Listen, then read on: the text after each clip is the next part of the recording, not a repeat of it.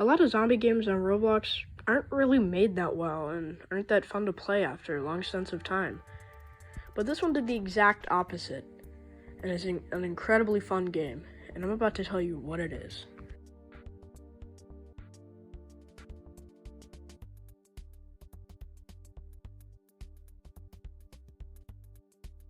Alright, let's start with the first category that I want to talk about.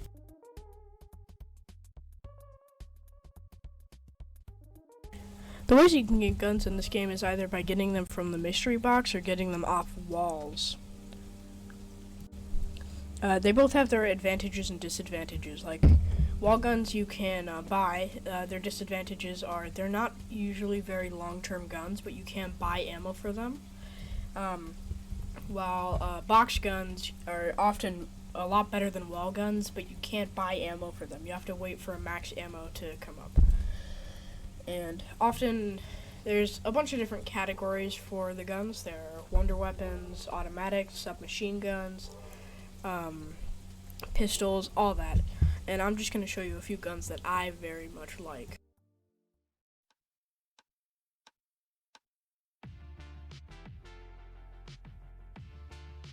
As you can see right there, that is the Benelli M4. In my opinion, the best non-wonder weapon gun in the game. It's a fully automatic shotgun that reloads very fast, and it is very late game reliable, especially when you get to see its pack-a-punch.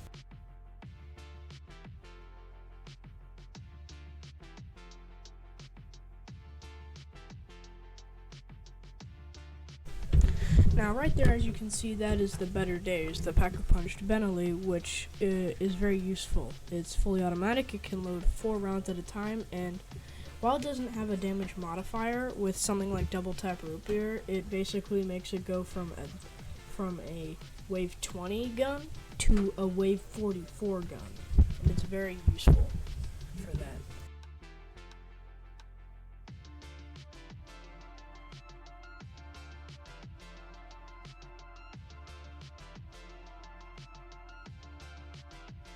As you can see, this is the HK416 of Project Lazarus.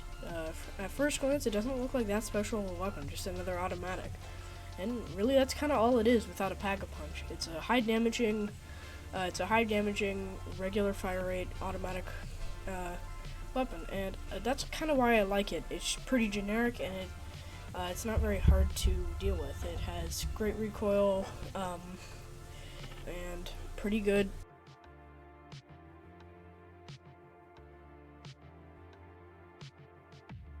Right there is the Hunter Killer, the pack-a-punched HK416. The biggest thing about it is it makes it so that once you reload, you get a 3-second speed boost. It's not really that good of a speed boost, and honestly, this gun just isn't that good late game. I like it a lot, and I am looking at it with rose-tinted glasses, but if I was to take them off, honestly, it just isn't that good of a gun. But the HK416 is still up there on some of my favorite guns because it's just a really enjoyable gun to mess around with, and it's probably my favorite gun in the entire automatic list.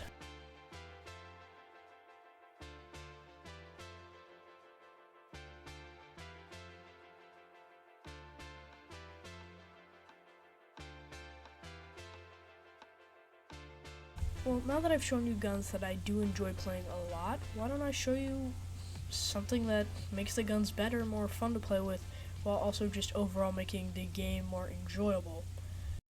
So I jumped out of bed and went investing in myself. What is double tap root beer?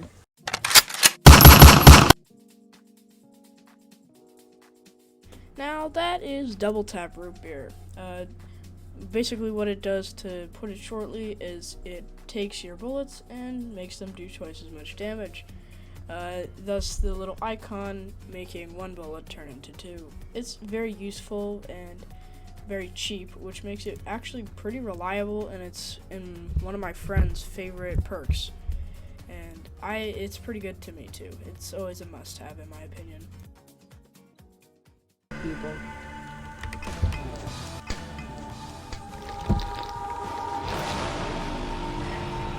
Where are the zombies? As you can see there, that is Juggernaut. In a lot of people's opinions, the most must-have perk in the entire game. What it does is it makes it so that you go down after taking 3 hits instead of 2. Now, to a lot of people, that isn't that much time, but Juggernaut with that 1 extra hit gives you that extra time needed to be able to pull out a weapon and get all the zombies off you. It's definitely on my must-have list, and it's on a lot of other people's must-have lists, and I don't blame them. It is easily my favorite perk in the game. It's just so useful. I think their game's like 24/7, man. To be honest, it makes the game easier because I can actually like clearly see their head.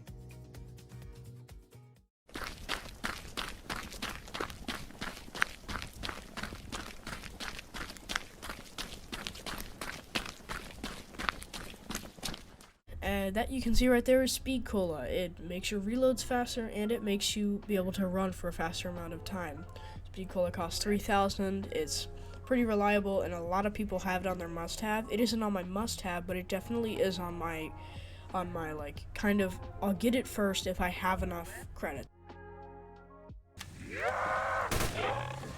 That's a good one. Which was a really long. Oh, there are 3.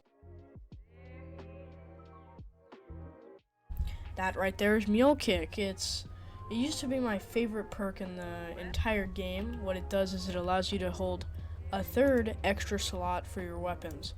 It's very useful if you're trying to collect guns that you like or just try out new weapons while also keeping reliable ones.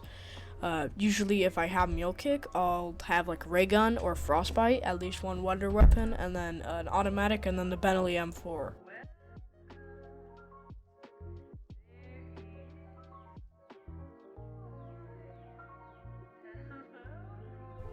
That right there is Quick Revive. I haven't really used Quick Revive that much, and it's just because out of instinct, because I used to play single player all the time, I never really got it, because obviously why would I use Quick Revive in a single player lobby? But what it does is it allows you to heal people quickly, like twice as fast or 3 times as fast. I'm not a mathematician, I wouldn't know. And it's a lot of people's favorites. It isn't my favorite, it's one of my friends' favorites. They love using it. It's probably the first one they get. It's very affordable at 1,500 credits. It's the cheapest perk.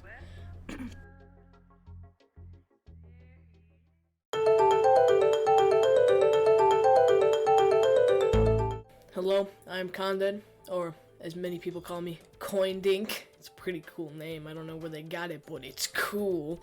Anyway, I'm here to explain the Pack-a-Punch. Now, Pack-a-Punch is a pretty cool name. Sounds like you could pack a punch with it. I don't have a drum set, so I can't make the comical noise. Now, what does the Pack-a-Punch do? Well, the Pack-a-Punch, you can, once charged up, however you do that, you can put weapons into this rolling machine thing called the Pack-a-Punch for 5,000 points. And when it comes out, it has way more damage applied to the weapon and a unique ability applied to the weapon based on the weapon. For example, the Benelli, oh, you bet, that reloads 4 shells per, like, reload animation thing. Yeah, but it's pretty good. And it gives it a new name. I forget what, you know, there's the chainsaw, that's a Pack-a-Punch weapon of, the saw. But yeah, that's the Pack-a-Punch. Pretty cool, right? Here's some footage of Pack-a-Punch weapons mowing down zombies. You know, this was not in Potato's script, but I'm gonna force him to put it in the video.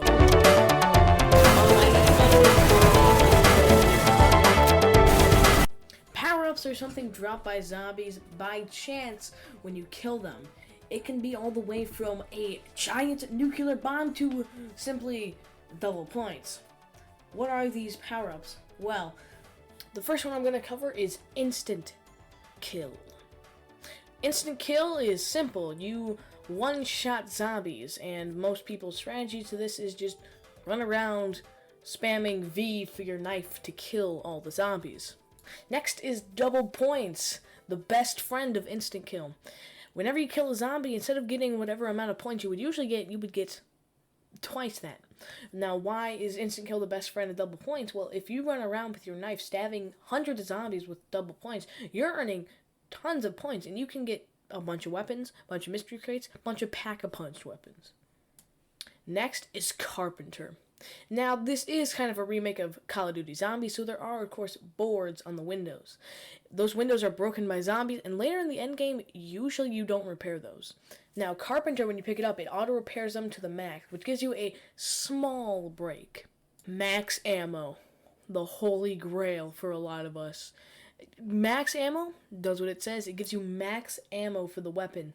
This is helpful for mystery crate weapons because you can't just buy their ammo like wall guns. There's been multiple games where it's saved us where all of our weapons are almost out of ammo and there's a horde of zombies. Max ammo. Then we can get back to fighting. Finally, nuclear bomb. Nuclear bomb kills every zombie instantly. Instantly. No matter what, they just immediately drop dead. It also flashes wide across your screen to make that extra boom. And this cool guy with a deep voice says, "Kaboom."